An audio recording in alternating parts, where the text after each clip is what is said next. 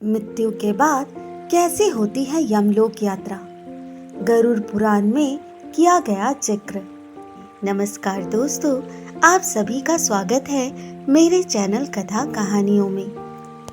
गरुड़ पुराण के अनुसार मृत्यु के बाद आत्मा की सांसारिक यात्रा खत्म हो जाती है और यमलोक की यात्रा शुरू हो जाती है। इस यात्रा में आत्मा को अलग अलग जगहों से गुजरना पड़ता है।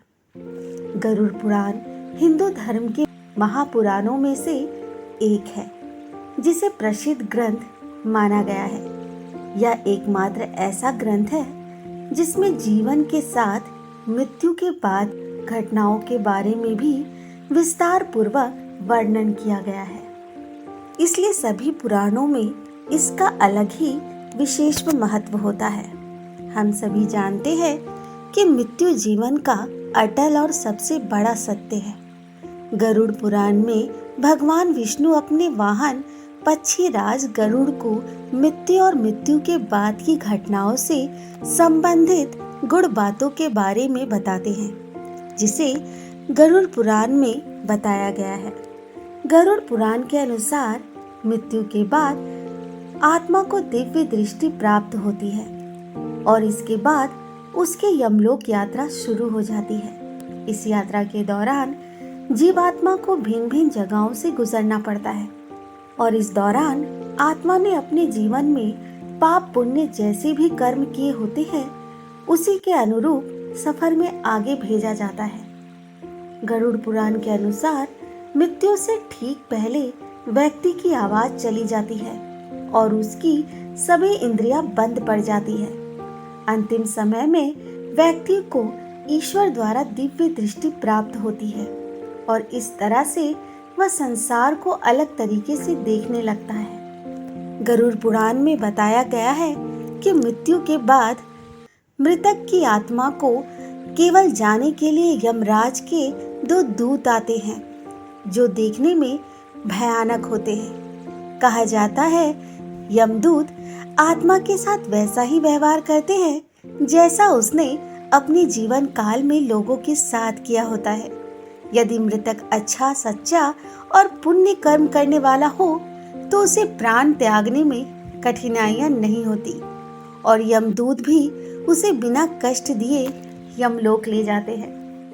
मृतक ने अपने जीवन में पाप कर्म किए होते हैं तो वह बहुत पीड़ा में प्राण त्यागता है और यमदूत उसके गले में फांस बांधकर उसे घसीटते हुए यमलोक ले जाते हैं। साथ ही ऐसे लोगों की आत्मा को यमलोक में बहुत यातनाएं दी जाती है। यमलोक पहुंचने के बाद आत्मा को उसके उत्तर कार्यों की पूर्ति के लिए उसके घर पर पुनः वापस छोड़ दिया जाता है और आत्मा अपने घर आकर परिवार वालों के शरीर में प्रवेश करने का प्रयास करती है, लेकिन पास से बंधे रहने के कारण वह मुक्त नहीं हो पाती। कर्मकांड के 10वें दिन जब परिवार वाले मृतक का पिंडदान करते हैं तो आत्मा को यमलोक जाने की शक्ति मिलती है। इन दिनों में आत्मा का अपने परिवार वालों और संसार से मोह भी खत्म हो जाता है। इसके बाद 13वें दिन यमदूत फिर से आकर आत्मा को यमलोक ले जाते हैं, जहाँ जीवात्मा के कर्मों का हिसाब किताब होता है और उसके अनुसार उसे अर्ची मार्ग, स्वर्ग, धूम मार्ग, पितृलोक या उत्पत्ति विनाश मार्ग, नरक की प्राप्ति होती है।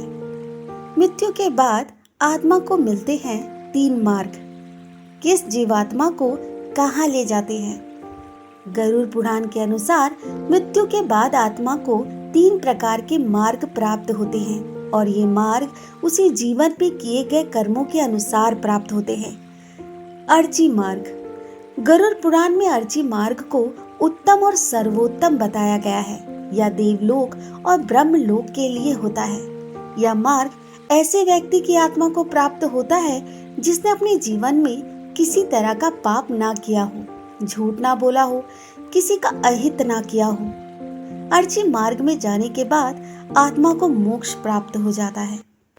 धूर्म मार्ग। यह मार्ग पितृलोक की यात्रा के लिए होता है। ये भी कहा जाता है कि यहाँ जाने वाली आत्मा स्वर्ग लोक को पुण्य भोग कर वापस इस संसार में लौट आती है। उत्पत्ति विनाश मार्ग, इस मार्ग में नरक लोक की यात्रा होती है। इसे गरुड़ पुराण में सबसे खराब मार्ग बताया गया है।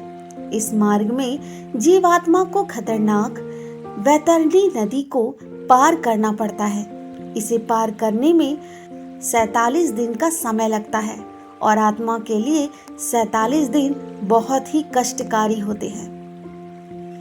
दोस्तों, हम अपने जीवन में जो भी पाप और पुण्य करते हैं, हमें एक ना एक दिन उसका भुगतान करना ही पड़ता है, चाहे वो नरक में हो या स्वर्ग में हो। तो हम ऐसे कर्म करें कि हमारे जीवन में हमें अच्छे मार्ग पर जाने का अवसर मिले। तो दोस्तों, आज की जानकारी कैसी लगी कमेंट द्वारा जरूर बताएं और हाँ, मेरे चैनल को लाइक शेयर सब्सक्राइब करना ना भूलें। धन्यवाद।